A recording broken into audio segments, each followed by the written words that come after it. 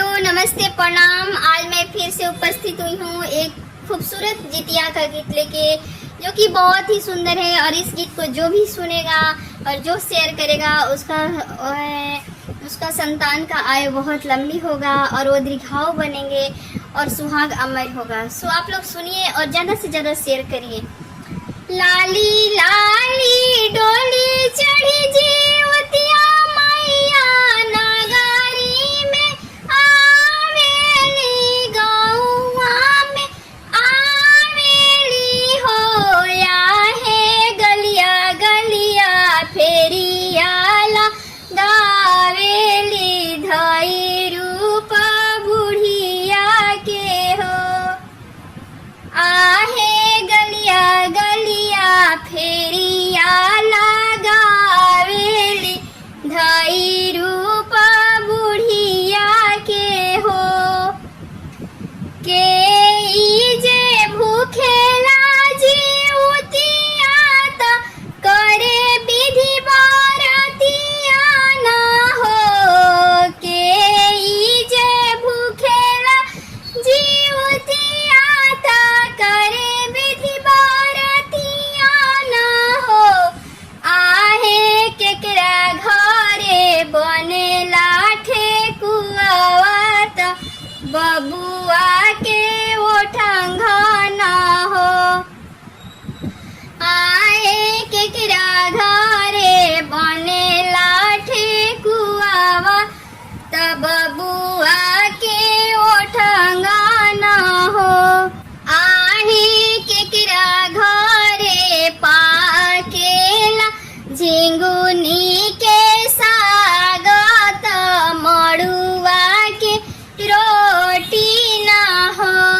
आहे केकरा घर पाकेला झिंगुनी के साग त मड़ुआ के रोटी न हो।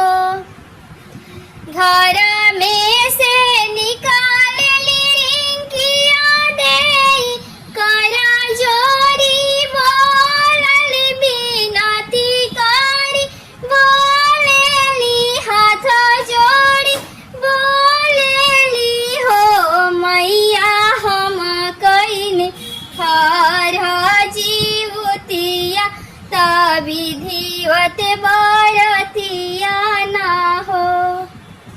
मैया हम कईने खर जीवतिया त विधिवत बरतिया न हो। आंगना में चौका पुराइबा, मैया के बैठाइबा, मैया के बोलाइबा हो। आहे थोरिया में भरले बो गंगा जल, चरण पखारब चंवर डोलाइबा हो। आहे थरिया में भरले बो गंगा जल, चरण पखारब चंवर डोलाइबा हो। थरिया में भरली ठेकुआ त झिंगुनी के साग त मड़ुआ के रोटी न हो। थरिया में भरली ठेकुआ त झिंगुनी के साग त मड़ुआ के रोटी न हो। या है मैया के भोगावा लगावेली, गीतिया सुनावेली हो। आहे मैया के भोगावा लगावेली, गीतिया सुनावेली हो। जाते जाते माई दियलिया सीसावात, सुना हमरो व्रती न हो। जाते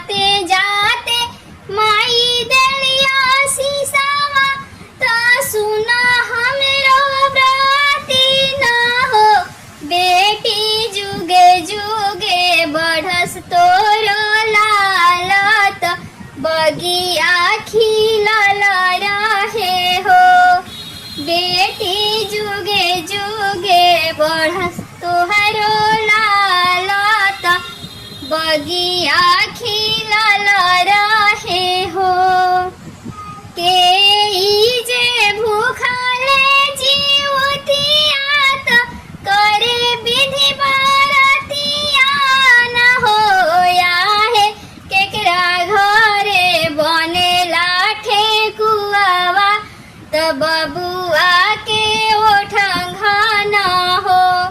आहे केकरा घरे पाकेला ठेकुआवा त बबुआ के ओठंगा न हो।